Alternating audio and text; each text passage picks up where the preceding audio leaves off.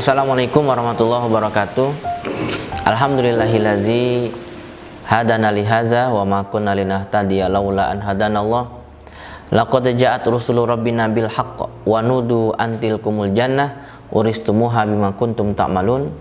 Asyhadu an la ilaha illallah wa asyhadu anna Muhammadar Rasulullah sallallahu alaihi wasallam wa ala alihi wa ashabi amma ba'du.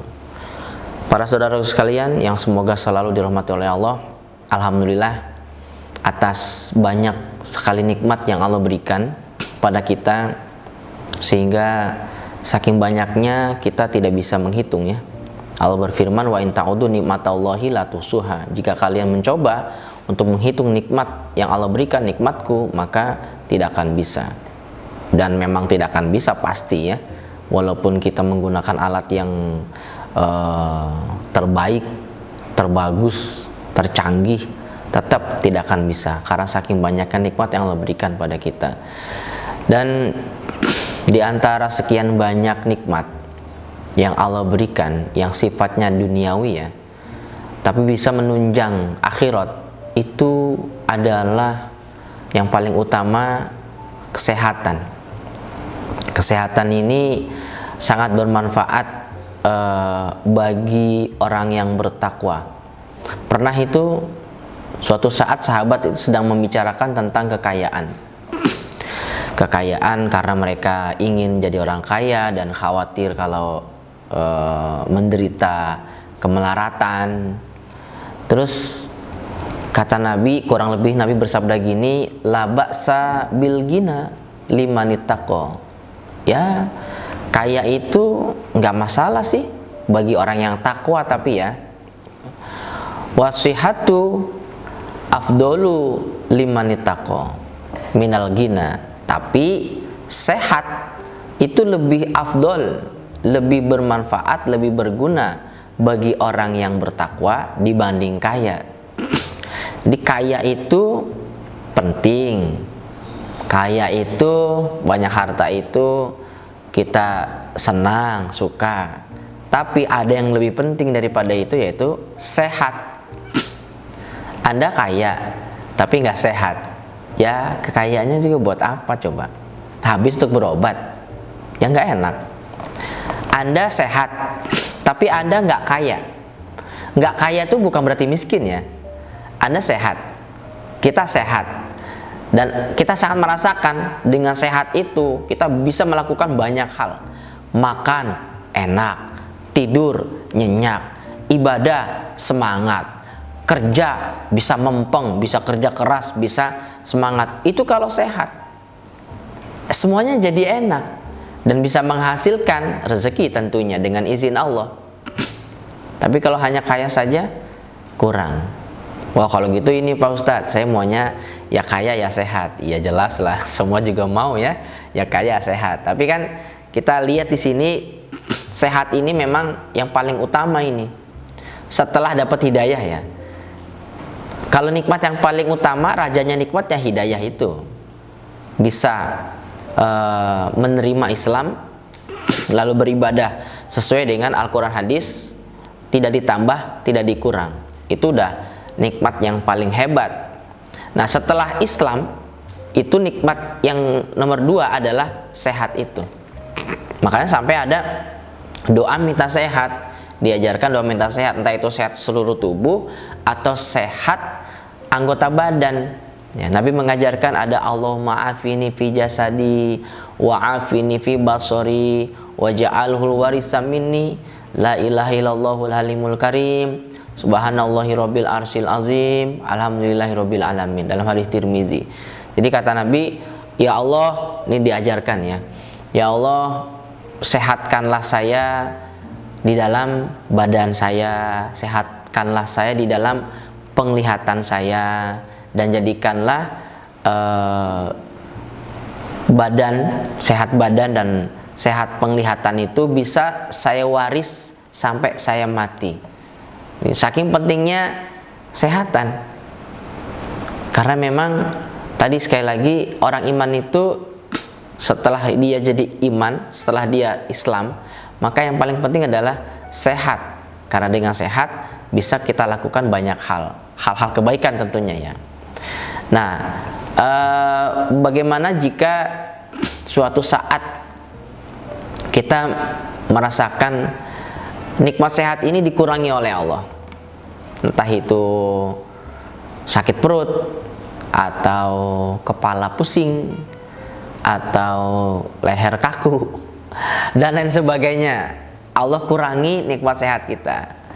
Nah, ini di kesempatan ini saya akan share tentang doa yang diajarkan oleh seorang tabi'in, yang tabi'in ini dapatnya dari sahabat Nabi yang umurnya lumayan panjang.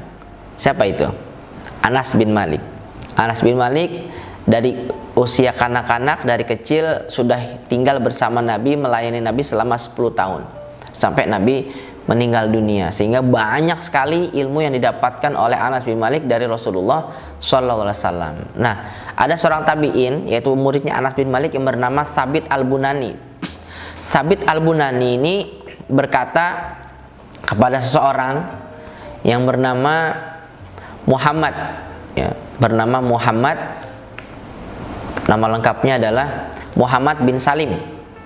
Jadi Muhammad bin Salim didatengin oleh Sabit al-Bunani untuk diajarkan sebuah doa, yaitu doa menjampi penyakit yang ada di dalam tubuh kita. Jadi kata Sabit al-Bunani, ini seorang tabi'in ya, ya Muhammad, idza stakaita fadha yadaka haitsu tashtaki. Hai Muhammad, Muhammad bin Salim tadi, ketika kamu sakit, maka letakkanlah tanganmu ini di tempat sakitmu itu. Jadi umpama saya sakit kepala, saya letakkan tangan saya di kepala saya yang sakit. Atau sakit gigi, oh ya, yang sakit gigi ya, gusinya bengkak di sini, letakkan saja di sini, letakkan. Wa qul bismillah a'udzu biizzatillah wa qudratihi min syarri ma ajidu min waja'i hadza.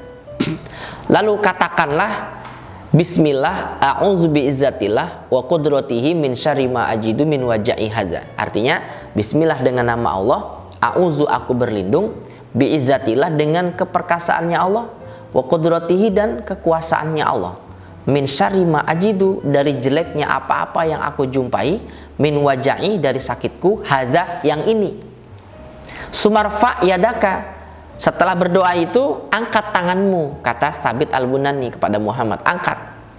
Suma'id zalika witron, kemudian ulangi lagi ganjil, pegang lagi, doa lagi, bismillah a'udzu biizzatillah wa qudratihi min syarri ma ajidu min waja'i hadza, angkat, taruh lagi, bismillah a'udzu biizzatillah wa qudratihi min syarri ma ajidu min waja'i hadza, angkat 3 kali, witir, ganjil. Berapa banyak?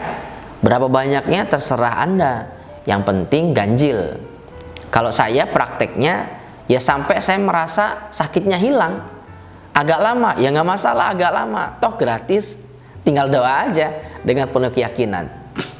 Pernah ya, waktu itu saya ingat masih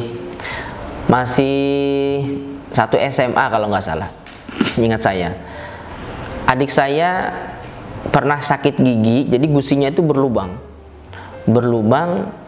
terus dagingnya itu sampai, maaf ya, dagingnya itu sampai, gusinya itu sampai keluar dari lubangnya itu. Saya ngelihat itu, aduh, kasihan banget ngelihatnya, sampai adik saya itu sudah haduh nggak bisa ngapa-ngapain, bengkak juga kan di sini kan pipinya. Bilang kepada saya, kebetulan saya baru dapat hadis ini, akhirnya saya praktekkan kepada adik saya sambil saya ambil air. Saya bacain doa itu sambil saya pegang di pipinya itu, sambil doa itu kena di air itu kan. Ketika air itu diberikan bacaan-bacaan yang positif, apalagi itu adalah doa, maka air itu akan mengkristal baik. Setelah air itu mengkristal baik, dan kalau kita minum, maka air itu akan bergabung dengan darah kita dan akan merubah darah kita pun akan menjadi kristal yang baik, dan itu sangat berpengaruh terhadap kesehatan kita. Tubuh kita jadi lebih prima. Makanya ketika kita minum, kata Nabi, baca bismillah. Jadi air yang akan kita minum itu, air aja sudah bagus ya. Dengan kita baca bismillah, dia akan menjadi obat bagi penyakit kita. Nah, jadi kembali lagi ke cerita yang tadi, adik saya itu langsung saya suwuk, saya jampi dengan menggunakan doa ini dalam hadis Tirmizi. Tapi karena saya menjampinya untuk orang lain, saya rubah sedikit doanya. Jadi bismillah u'izu. Kalau sendiri kan bismillah a'udzu bi'izzatillahi wa qudratihi min syarri ma ajidu min waja'i hadza. Nah, nanti isi doanya ini akan ditampilkan di layar ya.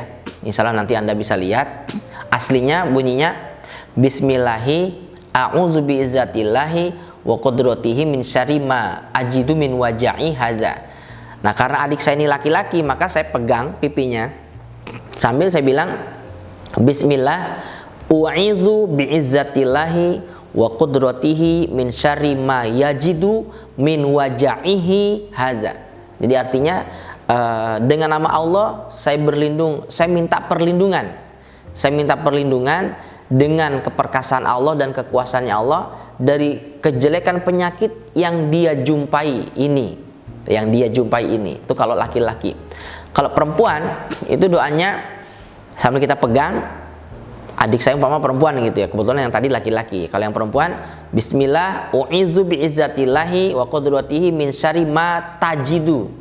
Kalau sendiri ma ajidu, kalau laki-laki ma yajidu, kalau untuk perempuan ma tajidu min waja'iha. Min waja'iha. Kalau untuk sendiri min waja'i, kalau untuk laki-laki min waja'ihi, kalau untuk perempuan min waja'iha haza. Pegang, lepas, pegang, lepas, pegang, lepas. Sudah saya rasa cukup, saya doain adik saya lupa entah mungkin itu sampai 21 atau berapa, karena banyak sekali itu, agak lama. Setelah itu saya minta adik saya meminum air tersebut, dikumur-kumur, terus diminum juga, ditelan juga, dikumur-kumur juga, ditelan juga. Terus saya suruh tidur. Besoknya alhamdulillah kempes itu, kempes dan sembuh alhamdulillah.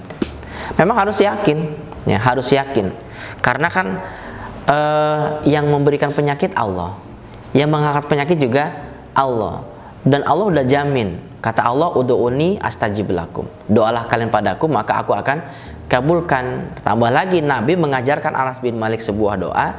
Anas mengajarkan kepada murid-muridnya, dan kita sekarang tahu ada doa yang sangat luar biasa untuk menjampi penyakit.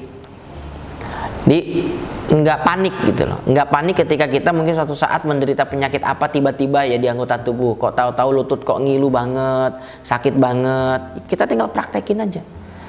Tiba-tiba ke perutnya sakit sekali, mulesnya luar biasa, pegang, baca bismillah a'udzubillahi wa qudratihi min syarri ma ajidu min waja'i hadza.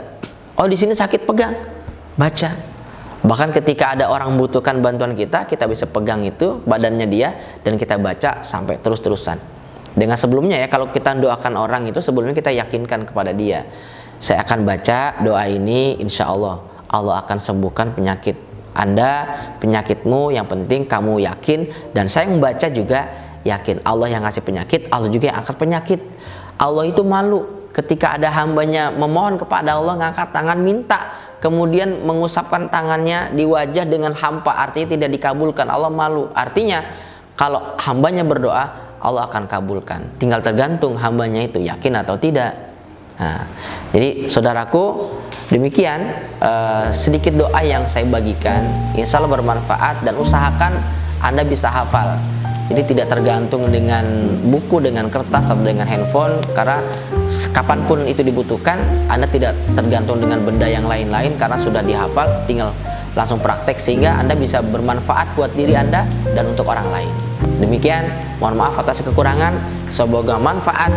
Akhir kalam, assalamualaikum warahmatullahi wabarakatuh.